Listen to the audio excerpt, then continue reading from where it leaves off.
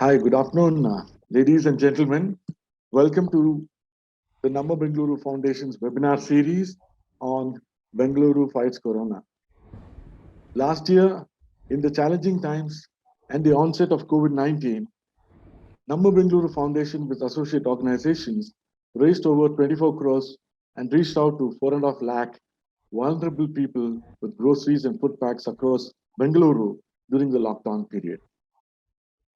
On the occasion of the second anniversary of PM Modi's second term, our Member of Parliament Rajiv Chandrasekhar and Namma Bengaluru Foundation, in partnership of BBMP, has launched the next phase of Bengaluru Fights Corona.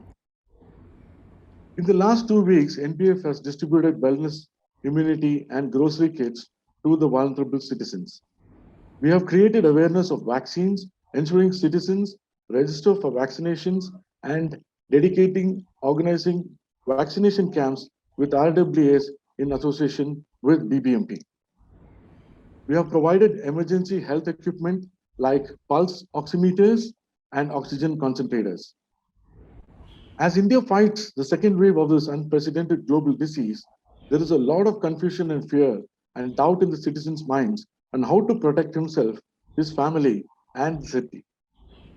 Also, there is a lack of clarity among the citizens of how to avail the various services and initiatives by the government to fight corona.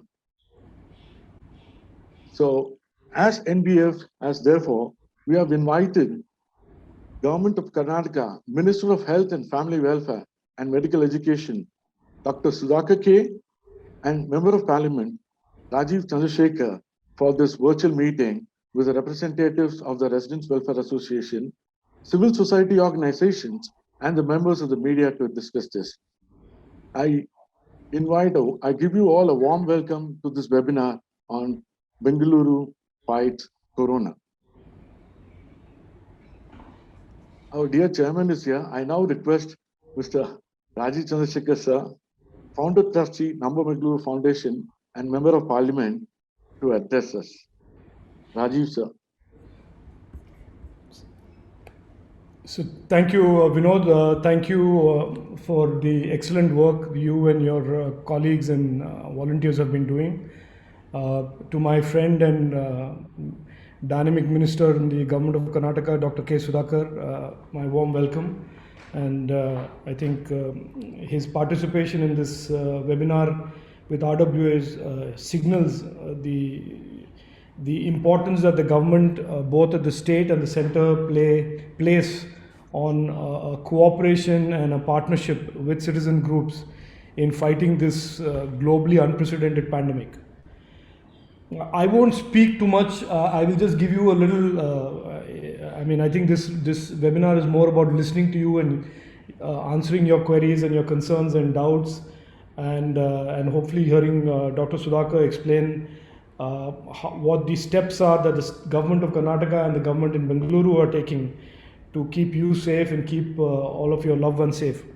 But let me just say a few things about how this pandemic has evolved in this country, in our country, and how we have been subjected to this second wave. As you recall, we have been all in different types of lockdown, semi-lockdown, impairment of our lifestyles since March 2020. And this pandemic that came in from, as increasingly people are saying, from a country north of us, and was unleashed on us, has caused devastation not just in India, it has caused devastation all around the world. Devastation not just in terms of livelihoods and economies, but also in terms of lives. In the first phase of our first wave of the COVID pandemic that India had to endure between March and December of 2020, the pandemic reached a peak of about 100,000 cases per day by September, where it stayed there for a few days. And then by December and January, early 2021, it had come down to 10,000 cases a day. And by February, there were articles in the Reuters and reputed epidemiologists from all over the world that said that India had, in effect, conquered the COVID pandemic. And that was the general perception, not just of the scientists in India, but also scientists abroad. But as you know, we have seen what happened those few months of January, February, and I will not get into political blaming here, but those couple of months and the second wave was unleashed on us with variants and mutations, and it started in various parts of this country, and it has obviously swept the whole nation and with a dramatic surge in the months of April in particular, and to a large extent early parts of May. The shortages that were exacerbated by the surge. There was not really a shortage as much as the peaking requirements that went up because of the surge in oxygen and in medicines and vaccinations. All of that has caught almost every state government, state, city government on the back foot, and we have had to scramble, very aggressively scramble to make up for these capacity deficits that were created by the surge in the disease. But we are surely now coming to a stage where we are turning the corner on this fight against the disease. The issues are now less to do with oxygen and beds, and are moving now, looking forward to vaccination and creating herd immunity, and how we can make sure that any forthcoming waves of the disease we are protected against. I can only say that, as a member of parliament, and I don't hold any executive responsibility in the state government, but I can only say that, and I'm not saying this from any partisan point of view, that the state government and many bureaucrats and team members, both in Dr. Sudhakar's team and in the BBMP, have worked very hard in protecting people. And I think many hospitals, doctors, health warriors, and NGOs and RWS have done a fabulous job in effectively fighting this pandemic. We are not done with this yet. That is the headline point today. We have still a ways to go before we can call ourselves secure. As somebody recently said yesterday or day before yesterday, as leading epidemiologist, that the only way the world can say it is safe against the pandemic is the majority of the people in the world have a vaccination. This is not a disease of India alone, or not a disease of Korea alone, or a disease of Bangalore alone, or a disease of any one country or one community or one city or one village. This, by its very nature, by its very virulence and the way it spreads, is a disease that no country, no community can call itself having in a safe sanctuary unless we are all vaccinated. So I think it would be good to hear from Dr. Sudhakar, our hardworking minister, on what the steps are that he has for making sure that we are all kept safe, how the vaccination drive will evolve, and I'll be happy at the end of all of this to answer any questions or any suggestions or any kind of help that you may need. So thank you again, Vinod, for having this important webinar, and I think thank you for all the work that you're doing, and I hope you'll continue to do it till we safely defeat this virus. Thank you. Thank you, sir. Thank you, Mr. Chandrasekhar, sir, for those valuable inputs and also in the fight for Corona. Now I invite Dr. Sudhakar K, our Minister of Health and Family Welfare and Medical Education, Government of Karnataka, to share with us initiatives of the Government of Karnataka in their fight against Corona. Namaste. Dr. Sudhakar, welcome, sir. Namaste. Namaste, Namma Bengaluru, and good afternoon to everyone. Respected Member of Parliament and my dear friend Sri Rajiv Chandrasekhar ji, volunteers of Namma Bengaluru Foundation, members of resident welfare associations, and all my dear Bangaloreans who have joined this webinar today. There's a saying, once a Bangalorean, always is a Bangalorean. Namma Bengaluru is a beautiful city with a vibrant civil society, active citizenry, and enormous spirit of volunteerism. Guided by our good friend Sri Rajiv Chandrasekhar ji, Namma Bengaluru Foundation is really doing yeoman service in helping the poor and needy during especially this pandemic. Be it distribution of masks, creating awareness about not spitting in places, public places, distribution of grocery kits. NBF has been a savior to many during these challenging times. As we all know, the second wave of COVID-19, as explained by our Honorable MP, has been an unprecedented challenge given the highly contagious nature of double mutant strain of this virus. Government had an uphill task of augmenting our health infrastructure, ranging from setting up of COVID care centers, adding oxygen and ICU beds, ambulance services, and building systems to ensure availability of beds. As of May 25, 25th, 2021, about 13,000 beds have been reserved for COVID patients under the government quota. This is only in Bangalore. These include the general HDU beds, ICU, and ICU with ventilator beds. Efforts are still on to add more beds of all categories. Due to relentless efforts of government, generous support from our corporates and volunteer organizations, there is some respite for people looking for medical help in Bengaluru now. Nearly about 500 ambulances have been in service for COVID patients across the jurisdiction of BBMP. Asymptomatic and mildly symptomatic patients under home isolation are supplied with home isolation kits with medicines to help them recover. BBMP is in the process of delivering almost 2 lakh kits to patients who are in home isolation. About 25 COVID care centers have been established across 8 zones to accommodate patients with mild to moderate symptoms and those who don't have the facility to isolate at home. 12 BBMP maternity homes have been modified into transit oxygen centers, and this has increased the overall bed capacity by about 250.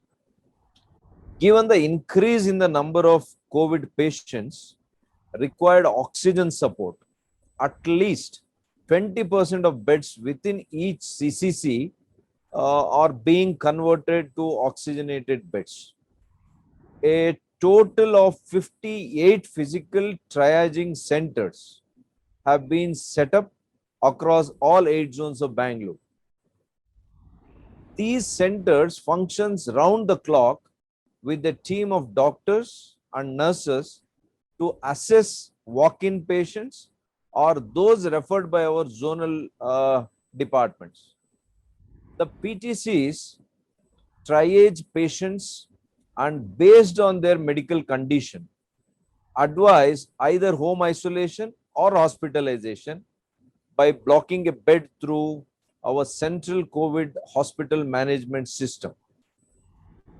These PTCs are attached to healthcare facilities with oxygenated beds, which can be used to treat moderately symptomatic patients and to stabilize patients until they are accommodated into critical care beds. A second call center has also been set up at Transact Global BPO and call center Yeshwanthpur. This is to share the load of 1912, the COVID ambulance helpline. The idea is to help every possible citizen. Data management systems are ensuring that there is proactive call out and work done. Our goal is to create a decentralized system where people can be triaged, assisted, and given the right help in right time.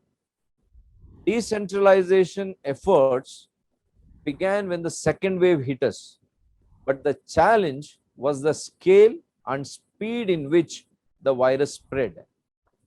While we already have marshals on ground who were enforcing COVID appropriate behavior, we have also had a deployment of 20 more home guards at all 109 police stations to enforce behavior like masking, sanitization, and social distancing. Nodal officers have been appointed for all 198 wards in our city. They help in establishing the decentralized triage and emergency response teams for efficient management of the pandemic, including patient identification, contact tracing, management of patients in home isolation, mass vaccination, so on and so forth. Citizen help desks have been set up not just in private hospitals, also in our government hospitals, with about 55 teams at major private hospitals across the BBMP zone. These help desks function round the clock, clarify any issues and queries raised by our people, and help in the admission process of COVID patients. Every hospital has also been allotted a nodal officer who supervises the admission and discharge process. Such nodal officer is a KS ranked officer. The number of recoveries and discharges has now increased while positive cases have decreased. Bangaluru's active case load has now dropped below 2 lakhs, and the number of recoveries is nearly 5 times more than the new active cases every day. Across the country too, cases have been declining, with India now recording 2.1 lakh cases versus 4 lakh a day, the peak of the second wave of the COVID-19 pandemic. This shows a healthy trajectory, but to keep on this path, we need to active support from the people. It is more important now that people follow COVID appropriate behavior, or I would like to call it as a COVID preventive behavior, and ensure their family and friends also do the same. There can be further decline and resumption of economic activities if everyone comes together to fight this pandemic. Community has and will always play a very strong role. A pandemic of this magnitude can be combated only with the community's efforts. So I feel this has been a great initiative by Namma Bangalore Foundation, and our Honorable MP, as always, has been in the forefront to help the city, the citizens of Bangalore, right from infrastructure to healthcare, and to save the parks, lakes, lake rejuvenation system. As a PCB chairman also, when I was working there, I have interacted with him. Every cell in his body is so much aware and so committed for the betterment of this beautiful city. The most important aspect about vaccination, I would like to say few words, because as Rajiv ji said, this is going to be the game changer. The vaccination drive, which started on March 1, is on track with over 24 lakh doses administered in Bengaluru till date. With 140 plus primary health centers and private hospitals, there are more than 500 centers in Bengaluru where vaccinations are in progress, ensuring that our frontline warriors and vulnerable groups are vaccinated on priority is part of our vaccination strategy. We have started a special drive to vaccinate street vendors, metro construction workers, slum dwellers, and most uh, uh, uh, professionally people who are vulnerable to this infection. Nodal officers have been appointed to identify the eligible beneficiaries in each category, such as the disabled, those living on the old age homes, construction workers, auto and cab drivers, delivery boys, etc. The focus now is on institutionalized groups, as it is easier for us to gather all of them at one single place. Mostly our teams visit them in their own locations across the city. While our resources are stretched to the maximum, we are also collaborating with NGOs to help us on the logistics front. In case of the destitute or people in old age homes, NGOs have been the primary points of contact to implement the entire process. For street vendors, the BBMP is validating data based on the ID cards issued to them by the Urban Development Department. Data for construction workers is being collected from the Labor Department and also our CREDAI, that is the Confederation of Real Estate Developers Association of India. Vaccination drives are being organized at labor camps across the city. In the initial phase, over 3,000 such workers, including migrant laborers, have been listed by the BBMP. We are all planning to inoculate staff at banks as well. We are also vaccinating auto and cab drivers, government transport staff, the staff involved in electricity, water supply in the city, and 8 to 10 spots are set in each of the 8 BBMP zones for the vaccination drive. In a nutshell, the government is leaving no stone unturned to vaccinate as many people as possible and as quickly as possible. I appreciate once again the initiative of NBF to join the government to accelerate the vaccination drive. I assure every support from government and my department to our RWS for smooth and orderly rollout of vaccination drive. Thank you. Jai Hind. Namaskar.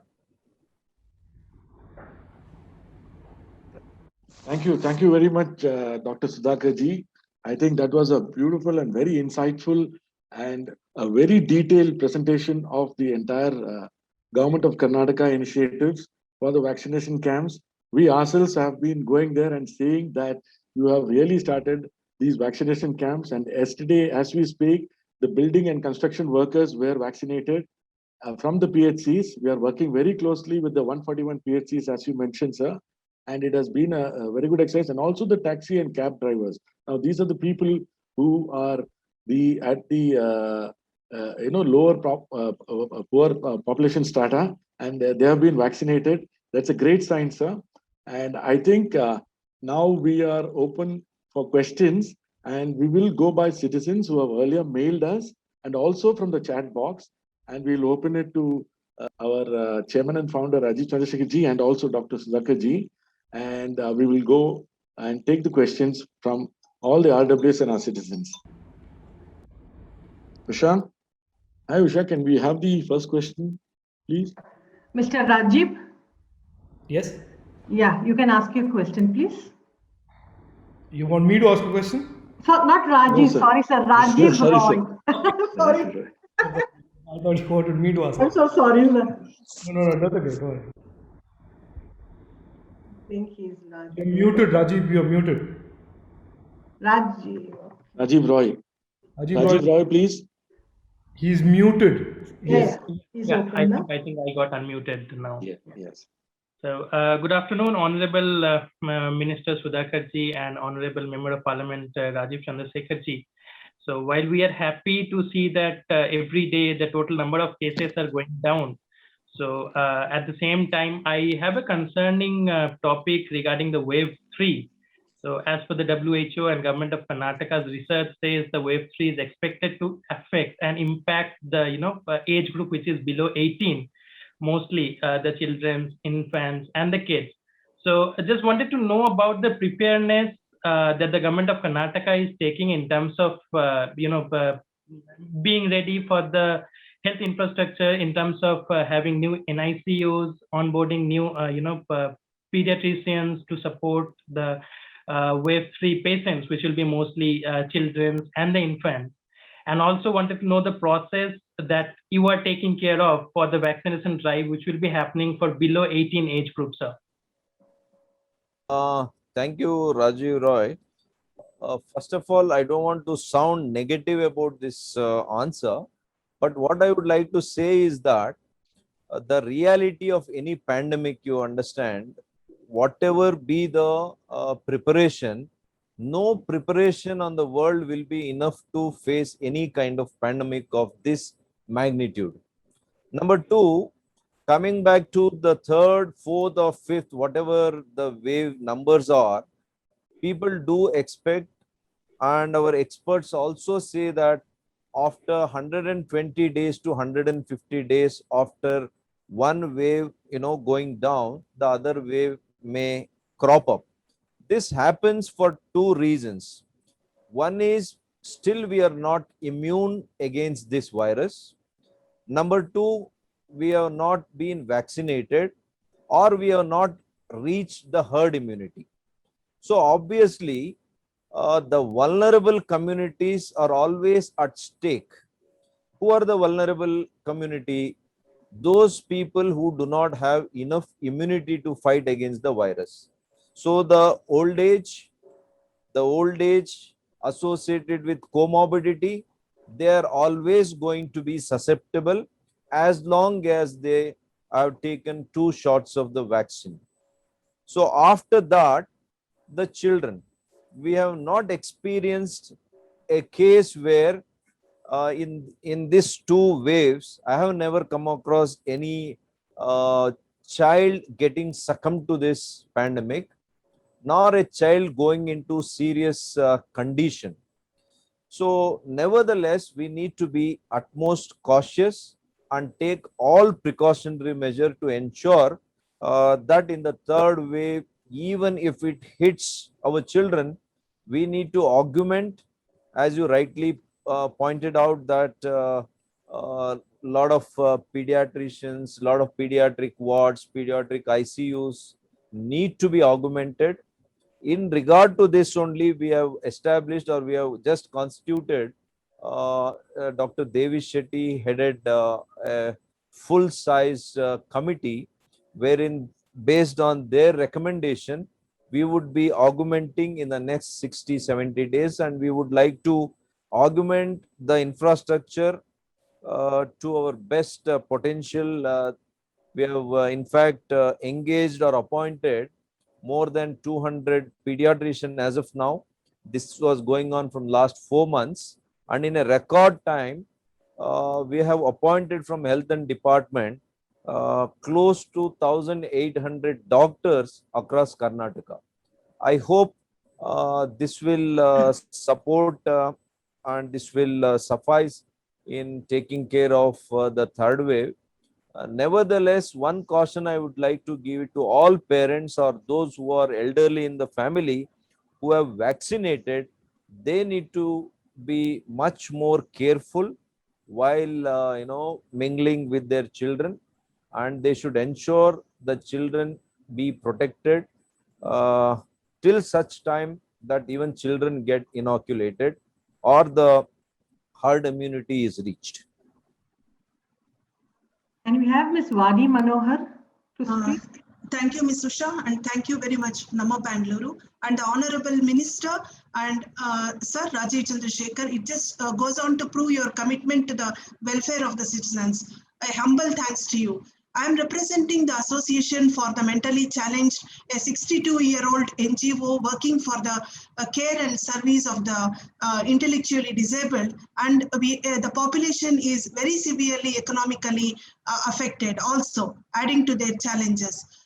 My sincere request to you is to please enable vaccination for them as well as their parents, because most of them, because of the challenges that they face, are diabetics and comorbidities. So the parents have to be vaccinated in order to protect the children. Please do guide me further, sir. Certainly, madam, we'll include this kind in our priority groups. Yeah. And you can contact my office later, and I will ensure that this circular will be issued in next 1 or 2 days. We will issue the circular. Thanks a lot, sir. Thank you. Thank you, sir. Thank you, Sudhakar, sir. Yeah. The next Mr. question, Vijay please. Kumar Gansham. Yes, ma'am. Thank you. So Sudhakar sir and Chandrasekhar sir, thank you so much. The details that you gave us, those were amazing. And Sudhakar sir, we watch you in the media every time. You're always at the hospitals doing the rounds. Great work, sir. Salute to you and all the other officers who are doing such an amazing job. Now coming to the vaccination, sir, we Bangaloreans seem to be suffering a lot actually, because what happens is within Bangalore, as you know, the vaccine situation is pretty bad. And when we go to nearby towns like, Hoskote or something, which sometimes outskirts of Bangalore, they are more closer to us, we get chased away from there, telling people say you're coming and snatching others' vaccines. So the outskirts of Bangalore are in a very, very tricky situation, sir, because, the PHCs are so far away from us. Like for us, the nearest PHC is around 7 kilometers. Whereas, there could be a Gram Panchayati PHC which will be close by. But then we don't become eligible to go there. Or if we go, locals have an issue.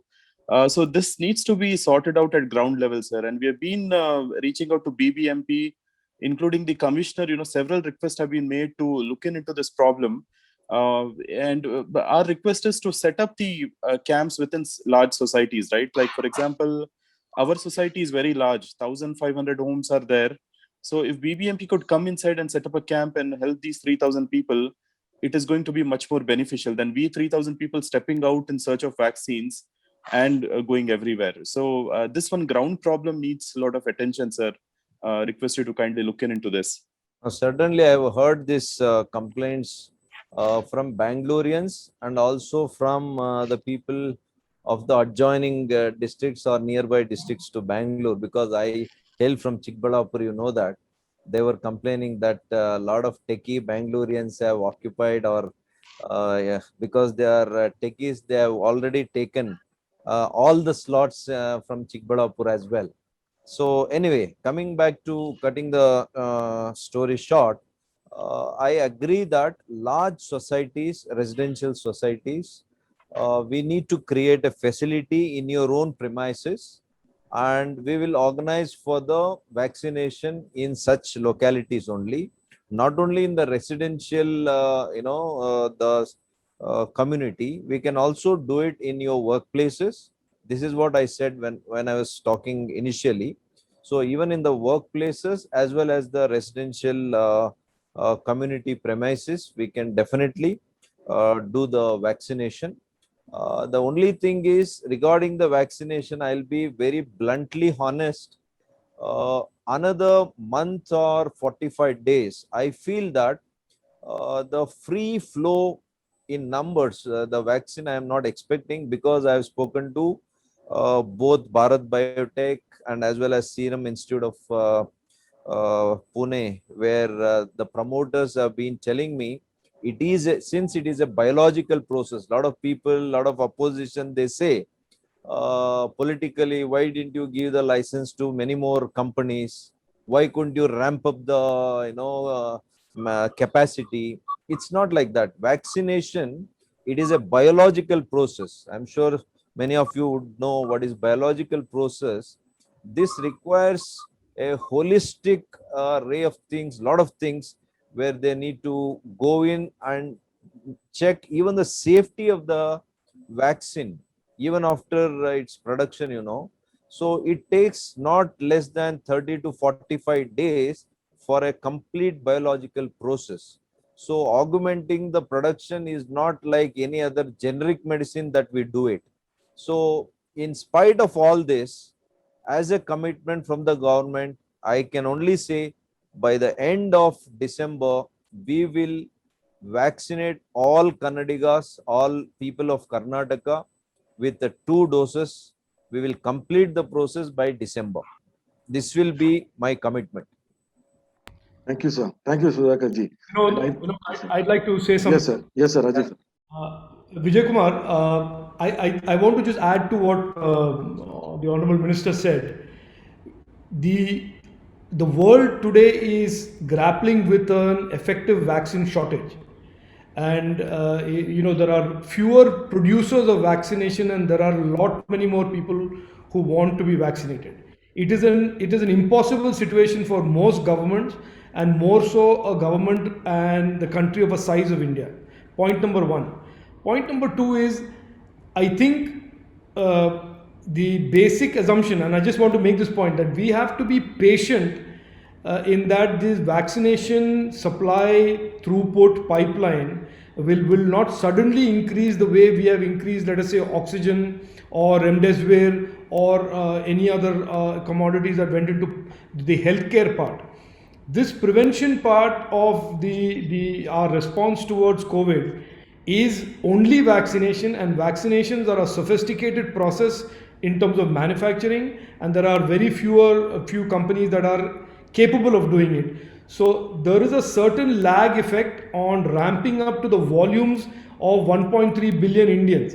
So what Dr. Sudhakar is saying today is, as the government gets the necessary volumes of vaccines, and if it takes a few months or a few weeks or an extra weeks, that must not make us frustrated. That must just make us more careful, much more careful about COVID guidelines, COVID precautions.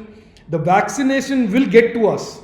It will get to us eventually. And if it is taking a few extra weeks, it is not because the government is not trying, or that somebody is not concerned about the safety. It is just because of the supply chain of vaccination is currently at a situation where it is not easy to just turn the tap up and increase it and get it to volumes that we want overnight. It will take time, and we just need to be patient partners with the government to eventually get the vaccination.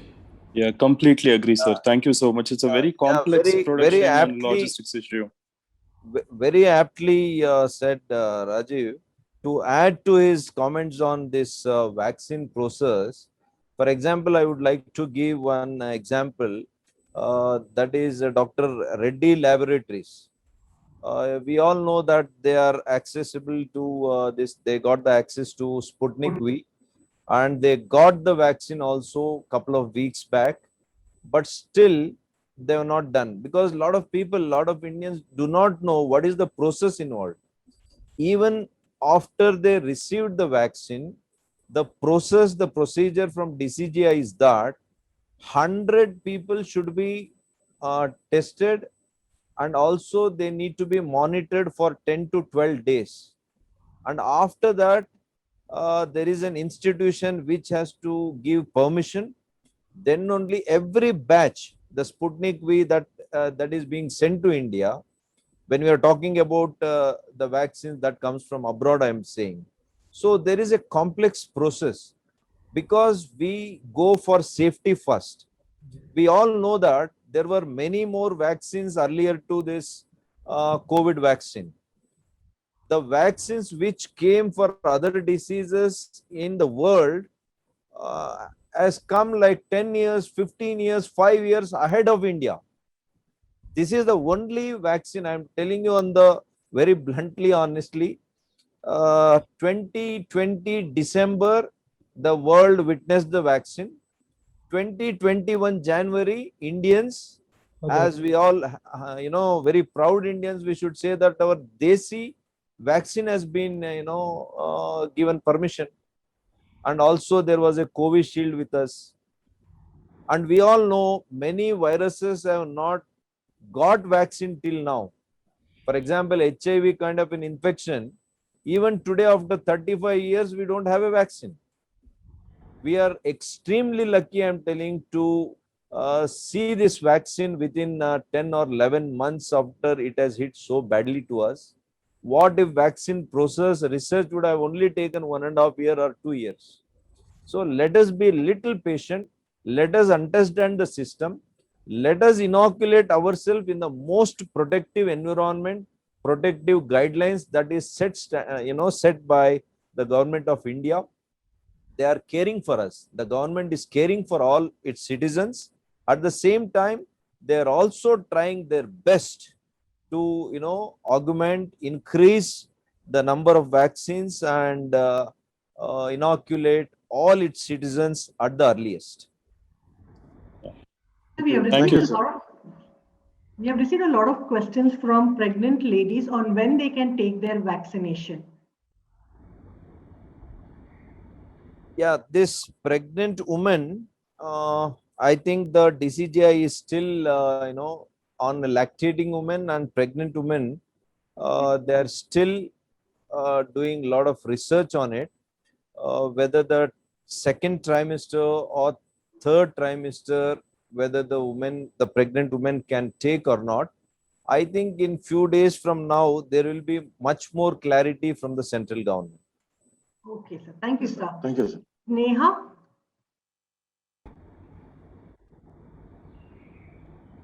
Yeah, thanks, Usha. Good afternoon, Dr. Sudhakar. Doctor, my question is, we were caught a little unaware, in terms of preparedness for the wave 2. So, in terms of medical staff, we had dentists running PHCs. We still have dentists running PHCs. But what are we going to do to ensure that we are not caught unaware and we are ready to tackle wave 3? Whether wave 3 hits us or not is a different issue. The point I'm trying to ask is, what is it that we're doing to ensure that we are prepared for wave 3, doctor, in terms of medical staff? No, as I told you earlier, definitely we had less doctors, as you rightly pointed out. So we have appointed close to 1,800 doctors. I issued the orders. I think in the next 2-3 days, all MBBS doctors will occupy their GDMO post in their respective PHCs across the state. Similarly, we have appointed close to 780 experts. There are pediatricians, there are anesthetists, radiologists, physicians.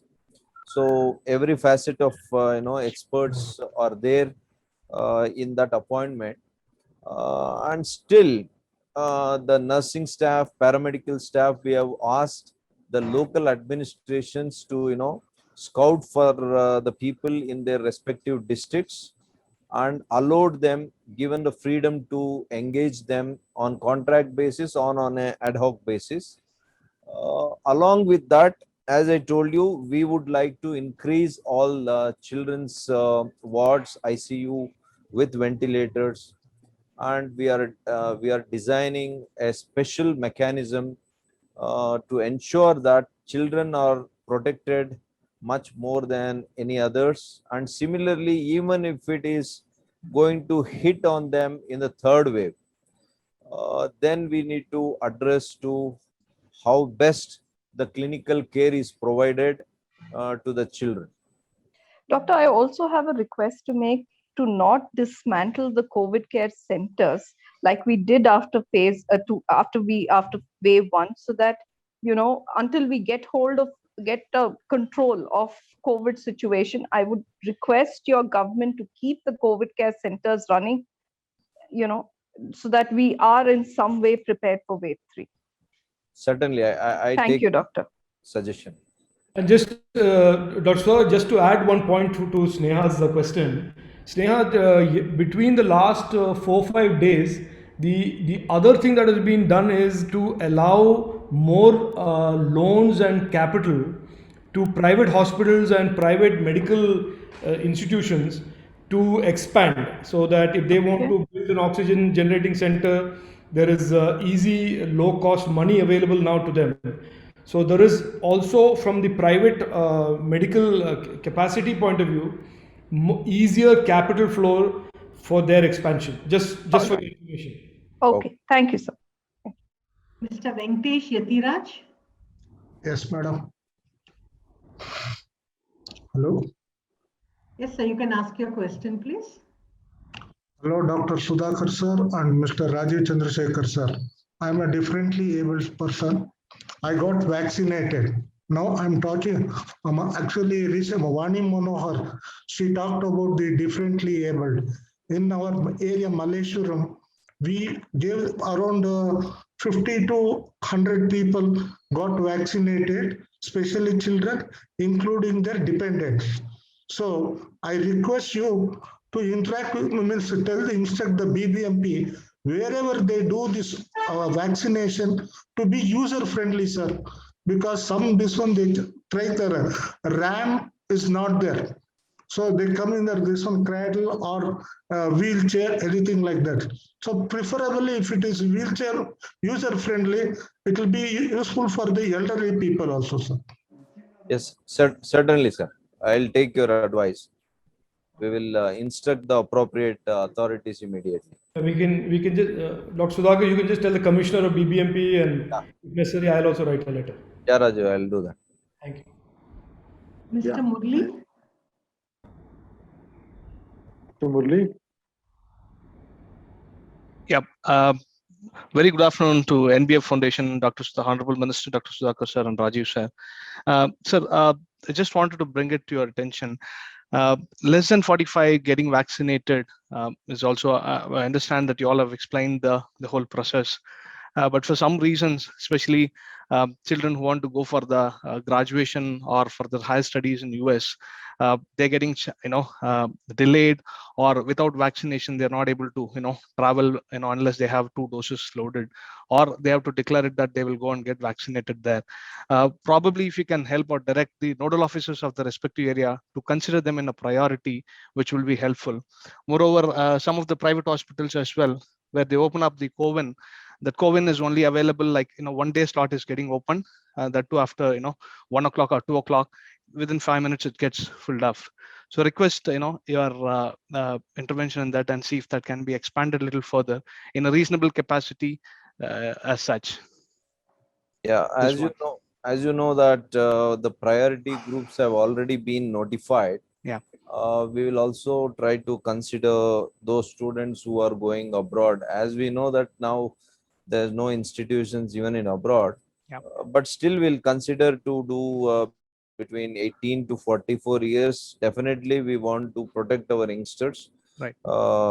At priority we'll try to do as early as possible.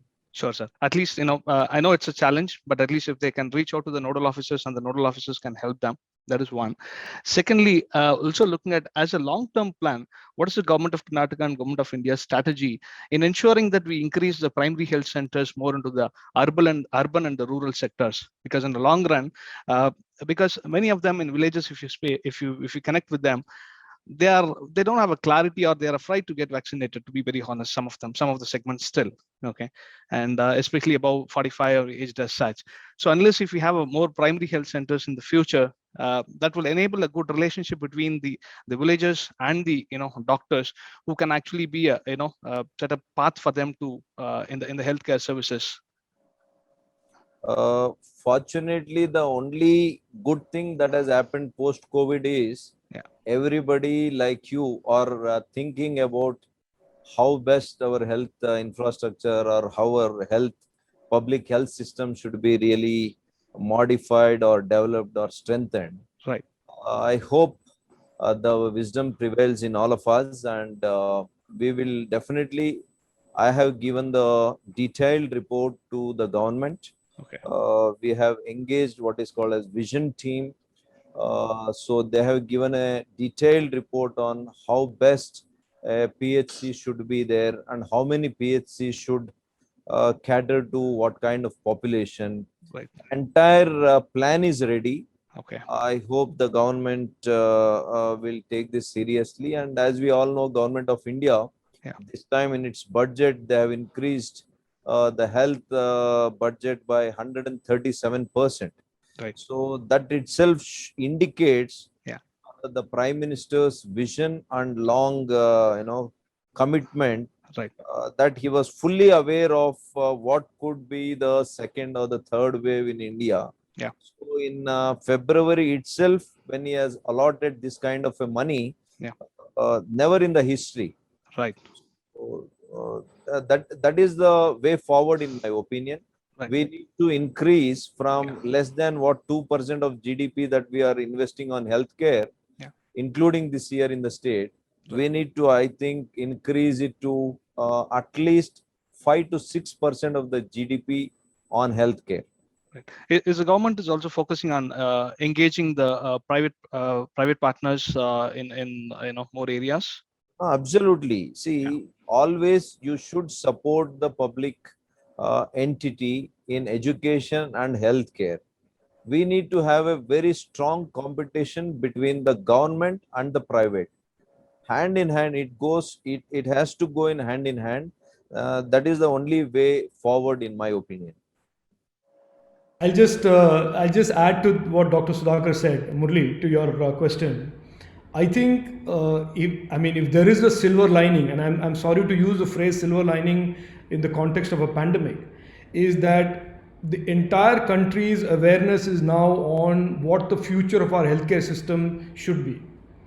And I say this because if you look at the history, and Dr. Sudhakar sort of referred to this in the past in one of his points, which is if you look at how long we took for polio eradication, how long we took for hepatitis B, how long we took for smallpox, we took 10, 15, 20 years as a nation. Yes. And here we are trying to do this in 1 year. Absolutely, sir. What the rest of the world is doing, we are trying to do this in 1 year. Absolutely. So we have progressed significantly in the last 2 years in terms of our capacity to protect our people. Number one. Number two, as a Bengalorean, and I can see Priya Chetty and all other activists on this program, we have been singularly talking about roads, flyovers, and it has become a unidimensional conversation in this city for many years. Right. We have to start talking about healthcare. We have to start talking about wellness. We have to start talking about security and safety, not just in the physical in the domain. We have to start talking about all these things so that at least this happened to be exported from China, but tomorrow our own wellness will determine our economic security, our own longevity. So what Dr. Sudhakar said is the government and ministers like him are now awake to the challenges. But I think citizenry, RWA, citizen groups, all of us also have to make healthcare and wellness a high priority for what we expect from our governments, whether it is in Karnataka, whether it is in India, whether it is in any other state, whether it's a district level, panchayat, whatever. Our children, our future depends on a modern wellness and healthcare system, and we deserve it. If we are going to be an economic superpower, we deserve a healthcare system that is worthy of an economic superpower. Definitely, sir, and I appreciate both the state and the central government is taking the measures in this and during the challenging times. We are fully committed with the team. And also one last question, sir. So Murli, can we have questions for others also, please? Can we give a turn to others? Can we look at Vikram Rai? Vikram? Thanks, Vinod. Yeah. Hi, Good Vikram. afternoon, Dr. Sudhakar. Good afternoon, Mr. Rajiv Chandrasekhar. My name is Vikram Rai. I'm the General Secretary of Bangalore Apartments Federation. We are a collective of nearly 1,000 apartment resident welfare associations. Thanks, Vinod and Usha, for this organizing this and this opportunity as well. Sir, I had two parts to a question. One, which is very specific to an order which has come out from GOI. I'm sure you are aware of that as well, which was mooted because of hotel vaccination packages being this thing. I understand, I think, the sensitivity around that, and I appreciate that order. But I think in that, the definition of near to home vaccination centers seems to be indicative of only senior citizens and differently abled citizens being qualified for camps like at RWS, etc. I mean, at a moment when we are going ahead with, I think, broad basing the deployment of vaccination, that might be restrictive. So I just wanted to quickly check your views. Is there a clarification which might come on that? It will help a lot of us to take this far and wide. Secondly, are you, sir, anticipating any more liberalization of the deployment model to go beyond? I think we have now been deploying vaccinations for quite some time. Do you think that in government's wisdom, it will now expand the distribution and delivery of vaccines beyond specific centers which have been nominated right now? A couple of things for this. As you rightly pointed out, as of now, with the available vaccine in place, we are now going to target the vulnerable population and the priority groups as notified. And as and when the rollout happens from the vaccine companies, we want to definitely increase and we want to broad base to our younger population also, that is from 18 to 44.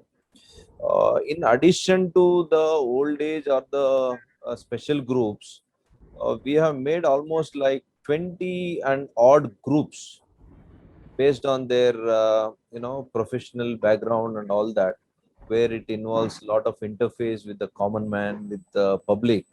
Such professions have been notified in these groups.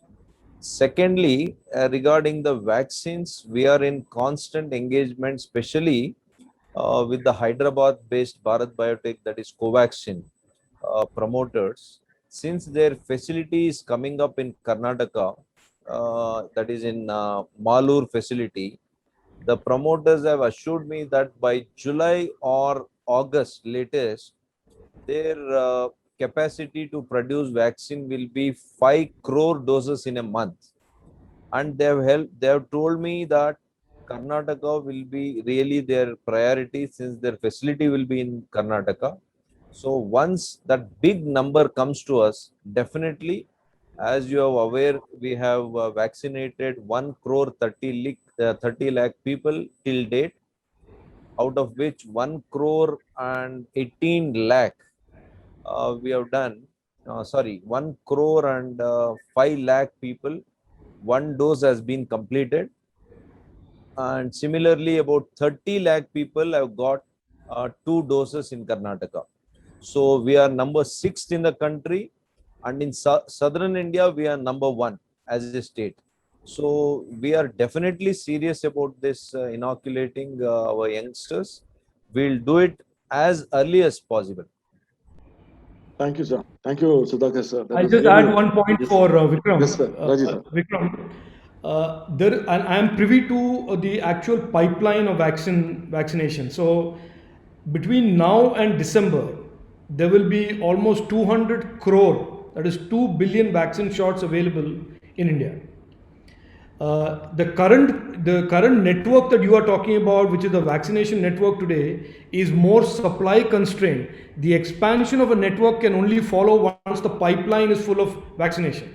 So I think your answer is that one of the answers to your question is that as vaccination supplies surge and availability surges, the network will automatically expand and will become a lot more flexible. Because that is what you are seeking. You are seeking a lot more flexibility in terms of access to the vaccination. Because once Dr. Sudhakar gets a lot more vaccinations, which is a function of the pipeline of vaccinations, then automatically there is an incentive on the part of the government and the city administration to expand the network. Thank you, sir. Thank you, Sudhakar, sir. Can we take a last couple of questions, sir? Sudhakar, sir, and Rajeev, sir. 2 questions. 2 questions for Priya. Priya Chetty. Can we unmute Priya Chetty, please?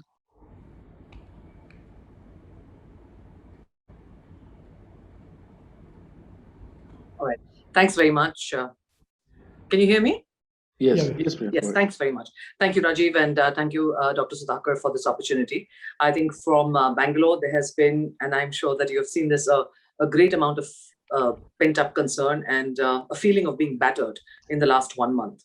So the vaccines are only an immediate sort of a subset of the concern and the fear that many Bangaloreans are feeling. And I think it's as important while we access the supply pipeline, as Rajiv has so succinctly pointed out, we also need to be able to address the confidence deficit that tends to still prevail among many of us. One of the things that I wanted to cover was, as far as the communities are concerned, we also need to cover the transgender community as disadvantaged, and that has not been specified in the list, and that really needs to be covered because there is access. There's also overlaps between HIV and alcoholism, etc., and it must absolutely be done. We already, I think, have a good feedback from a couple of the doctors in the field that they will support us on that. The second thing which I wanted to also share was an economic consideration for the vaccination. Now, as consumers in the lockdown has been exacerbated further because while the lockdown has been declared, we've also had a huge surge in hospital visits, oxygen, and a search for vaccinations because the 18 to 44 cohort was opened up. So it created a fair amount of chaos and leaving us more and more exposed.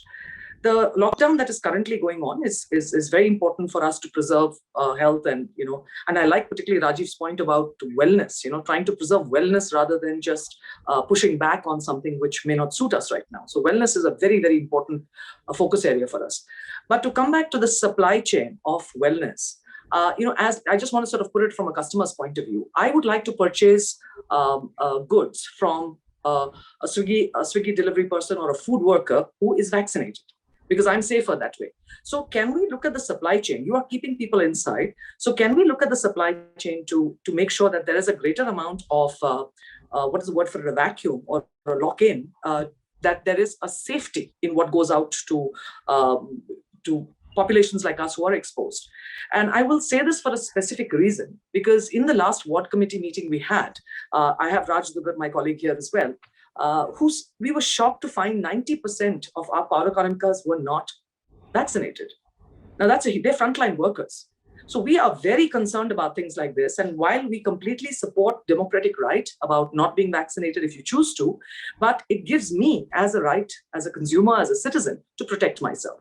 So there are 3-4 points like this that I wanted to leave on the table. One is to acknowledge the transgender community, to make sure that the supply chain in terms of safety of people like us is maintained, to address a confidence deficit by making sure the vaccination updates are shared. The Covaxin has come in, and I see that tweet from Dr. Sudhakar that is very it's good to know. But we need to also, I leave this thought with you, and both, particularly Dr. Sudhakar, yourself, and Rajiv, that we need to know, and however strange this sounds, we need to know that you're fighting for us.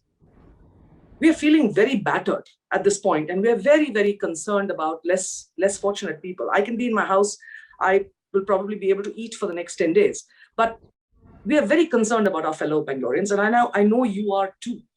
But is there something that you can do, that you can fight for us a little bit stronger, whether it's in vaccination supply, whether it is in maximizing care, using more strategic kind of partnerships? We at PACT, Harani, my other colleague from PACT, is here. We're working with a lot of different communities to maximize vaccinations again to marginalized communities. So how do we aggregate with smart, bright citizens like us who want to help, really, really want to help, and take this forward? Thank you for your patient listening. Raju wants to answer? Or? Okay, I will try and answer this, Priya, and then Dr. Sudhakar can follow up. Look, to your question about how do we convince you that we are fighting for you, I have no way of telling you, but I can assure you that the people that I am working with, the people that I'm associated with, are working day in and day out and tirelessly to solve problems that are very, very epic in nature. These problems that we are faced with today are not normal problems. These are problems that we are facing and seeing for once in a lifetime. When you see the challenges today of oxygen supply, of having to ramp up 10 times the national oxygen supply in 1 month, taking remdesivir production to 15 times in 1 month. This is no expert, nobody on the world, however wise they claim to be, could have foreseen the size and the scale of the surge. I'm not talking about the pandemic. Pandemic we saw last year, but the surge and the way it peaked was something that is unprecedented. And I can assure you, Priya, and I'm not doing this for any brownie points with anybody. I have interacted with doctors, health warriors, government bureaucrats, NGOs, and there is a lot of people working very hard out of a completely non-selfish motive, the only objective being to save lives, to protect people, to help people who need help. So I can't speak for everybody in the system, but I can speak for a large majority of people today who are working tirelessly to do the right thing.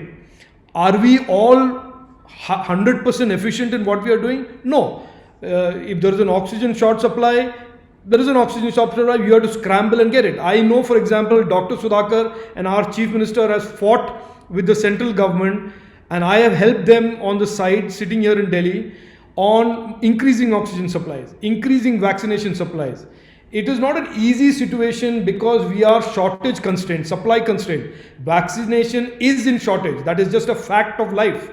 There are 4 producers in the world today, or 5 producers in the world today, and the whole world wants vaccinations. And the US is hoarding it, the Western Europe is hoarding it, they are not allowing free supply of vaccination. So we are at a difficult time, but I do not want anybody to ever imagine or think that there is lack of empathy, there is lack of caring, there is lack of effort. All of that is in huge supply and in huge evidence.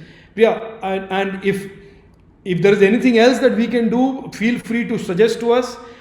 People like Dr. Sudhakar, people in the government in the state, people in the government here are more than happy to go even the further extra mile. So that's point number 1. Point number 2 is the issue of, for example, sensitivity to transgenders. Those should come as suggestions. It is quite possible today, like for example, Vani Manoharji just now said on the thing, it is quite possible for some communities to slip through the crack. And the definition of the large number of people and categories of people who deserve to be the first wave of vaccinated people is a large group in itself. And there itself the vaccination shortages and supply mismatch plays out. But I think there is an intelligence, there is a smartness, there is a method behind the madness, if you want to call it that even Dr. Sudhakar said upfront early on that even vendors, even the suppliers for Swiggy and Zomato and all of that, if you today order something on Zomato, which I've just discovered during the pandemic, and I order it and I see that the person says delivery boy vaccinated. So, you know, there is, it is happening. I'll be the first one to say that we are not there yet. It will take a couple of more months, but we have to be patient. We have to work in partnership. We have to understand the ground realities of what this pandemic has put on us. It is an unprecedented challenge, and I would refer you to an article that came out in the Times of India yesterday about how this nation took 15 to 20 years to fight hepatitis B. And we have set ourselves a target of cracking and defeating this virus in 1 year. And that is a fair duration for us to give ourselves as a country and as a people. 1.4 billion people to be given herd immunity through vaccination is not a small task by any stretch of imagination. Absolutely. Thank you. I think Usha, DJ Manar his hand has been up for the last 1 hour. Can you do that as the last question? Yes, sir, we can do that, sir. Mr. Manohar?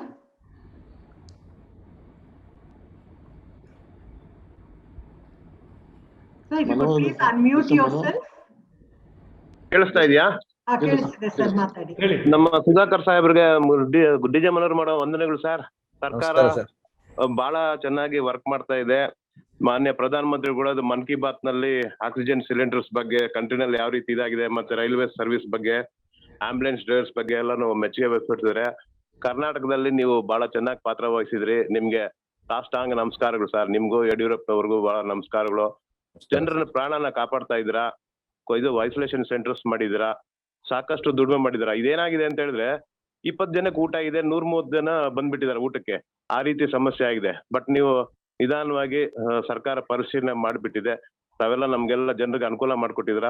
ನಿಮ್ಗೆ ಅನಂತ ವಂದನೆಗಳನ್ನ ಸಲ್ಲಿಸ್ತಾ ಇದೀವಿ. ಎಷ್ಟೋ ಸಮಸ್ಯೆಗಳಿರ್ತದೆ, ಹಾಗಾಗಿ ಕೂಡ ತಾವು ಎಲ್ಲಾ ರೀತಿಯಲ್ಲಿ ಕೂಡ ನಮ್ಗೆ ಕಾಪಾಡಿದ್ರಿ ಅಂದ್ಬಿಟ್ಟಿದೆ. ನಿಮ್ಗೆ ಧನ್ಯವಾದ ತಿಳಿಸ್ತಾ ಇದೀನಿ. ಮಾನ್ಯ ಯಡಿಯೂರಪ್ಪಗೂ ಕೂಡ ಧನ್ಯವಾದಗಳನ್ನು ತಿಳಿಸ್ತಾ ಇದೀನಿ. ಈ ಒಂದು ವಿಷಯನ ತಮ್ಮಲ್ಲಿ ಹಂಚ್ಕೊಳ್ಳೋದಕ್ಕೆ ನನಗೆ ಅವಕಾಶ ಮಾಡ್ಕೊಂತ CFB ಅವರು ಕೂಡ ಅನಂತ ವಂದನೆಗಳು. ಜೈ ಹಿಂದ್, ಜೈ ಭಾರತ್, ವಂದೇ ಮಾತರಂ ಸರ್. ಧನ್ಯವಾದಗಳು ಮನೋಹರ್ ಜಿ. ಖಂಡಿತವಾಗಿಯೂ ಕೂಡ ಶಿಸ್ತಿಂದ, ಪರಿಶ್ರಮದಿಂದ, ಸಂಯಮದಿಂದ ಸರ್ಕಾರ ಇವತ್ತು ವರ್ತಿಸ್ತಾ ಇದೆ. ಆದಷ್ಟು ಶೀಘ್ರದಲ್ಲಿ ಎಲ್ರಿಗೂ ಕೂಡ ಲಸಿಕೆ ಹಾಕುವಂಥದ್ದು ನಮ್ಮ ಮುಂದೆ ಇರ್ತಕ್ಕಂಥ ಒಂದು ಸವಾಲು. ಆ ಸವಾಲನ್ನ ಬಹಳ ದಿಟ್ಟತನದಿಂದ ನಾವು ಎದುರಿಸ್ತೇವೆ. ಎಲ್ಲ ಜನರನ್ನ ಕೂಡ ರಕ್ಷಣೆ ಮಾಡುವಂತ ಜವಾಬ್ದಾರಿ ಸರ್ಕಾರದ ಮೇಲಿದೆ. ಅದು ಖಂಡಿತವಾಗಿಯೂ ಕೂಡ ನಾವು ಮಾಡ್ತೇವೆ ಅನ್ನುವಂತ ಭರವಸೆಯನ್ನ ನಿಮಗೆ ಕೊಡ್ತೇನೆ. ತಾವು ಕೂಡ ನಮ್ಮ ಮೇಲೆ ಇಟ್ಟಿರುವಂತಹ ವಿಶ್ವಾಸಕ್ಕೆ ನಾವು ಚಿರಋಣಿಗಳಾಗಿದ್ದೇವೆ. ನಿಮಗೂ ಧನ್ಯವಾದ. ವಿಶೇಷವಾಗಿ ಈ ಒಂದು ಹೊಸ ಒಂದು ಆಯಾಮವನ್ನ ಏನು ನಮ್ಮ ರಾಜೀವ್ ಚಂದ್ರಶೇಖರ್ ಅವರು ಪ್ರಾರಂಭ ಮಾಡಿದ್ದಾರೆ. ಬಹಳ ಅದ್ಭುತವಾದಂತ ಒಂದು ಆಯಾಮ ಇದು. ಕೇವಲ ಬೆಂಗಳೂರಿಗೆ ಮಾತ್ರ ಅಲ್ಲ, ಇಡೀ ದೇಶದಲ್ಲಿರ್ತಕ್ಕಂಥ ಎಲ್ಲ ದೊಡ್ಡ ದೊಡ್ಡ ಮಹಾನಗರಗಳಿಗೂ ಕೂಡ ಇದು ಒಂದು ಸಂದೇಶ ಆಗ್ಬೇಕು.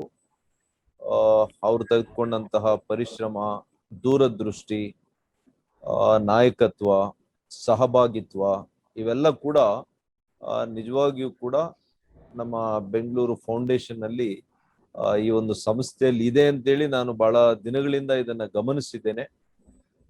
ಕೊನೆಯದಾಗಿ ಮೊದಲೇ ಹೇಳ್ಬೇಕಾಗಿತ್ತು, ನಾಳೆ ನಮ್ಮ ರಾಜೀವ್ ಚಂದ್ರಶೇಖರ್ ಅವರ ಹುಟ್ಟುಹಬ್ಬ ಇದೆ.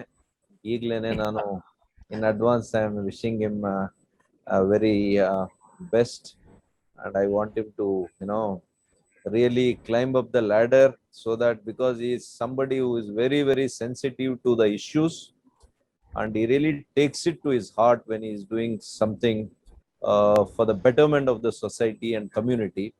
So I always wish him from my end. I am like a younger brother to him. Thank you, Rajiv, and wish you all the best. Thank you so much. Thanks for the opportunity to share some measures that government has taken.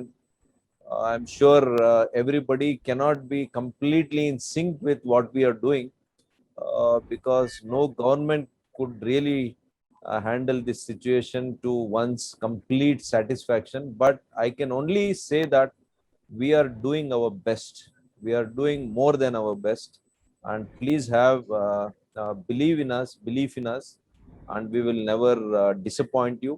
We will try to vaccinate. We will try to save everyone that is really possible from the government of Karnataka. Thank you. Thank you. Thank you, sir. Thank you. Thank you so much, sir. And I think it was a very important, insightful, and interesting discussion. Thank you, Dr. Sudhakar ji, and thank you, Rajiv Chandrasekhar sir, for being with us. We will prevail in this fight against Corona, and we urge all of you to support and join Namma Bengaluru Foundation as we fight Corona, as Bengaluru fights Corona. Vaccination is the only way we can all win this war. Please register on CoWIN app and get yourself and your family vaccinated. I thank one and all for joining us today and sharing all your thoughts and opinions. And we will definitely love to work with each one of you on the ground and to make our city a safe place. Thank you so much.